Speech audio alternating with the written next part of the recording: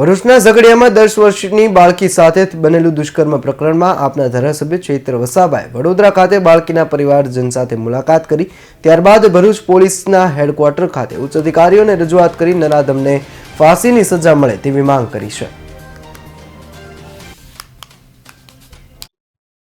આવી જ રીતના જો ભગવાનનું નામ લીધું હોય તો 7 જન્મનો સ્વર્ગ મળી જાત, જે ટિપ્પણી અમિત શાહે કરી છે, એમને કહેવા માંગીએ છીએ જે ભૂતકાળમાં મનુવાદીઓની વર્ણ વ્યવસ્થાઓ હતી એમાં એસસી એસટી ઓબીસી માઇનોરિટી કે જે પણ વંચિતો હતા એમને શિક્ષણ તો દૂરની વાત છે, એમને સ્વતંત્ર રીતે ફરવા બોલવા બેસવાના પણ અધિકારો નહોતા। ત્યારે આજે આ બંધારણની જોગવાઈઓને આધીન અમે પણ ધારાસભ્ય બન્યા છે, દેશના રાષ્ટ્રપતિ પણ આદિવાસી છે અને જે મહિલાઓ આજે આગળ વધી છે, આજે ઓબીસી એસસી એસટી માઇનોરિટી સમાજ આજે આગળ આવ્યો છે, ત્યારે આ મનુવાદી વિચારધારા ધરાવતા લોકોને પસંદ નથી।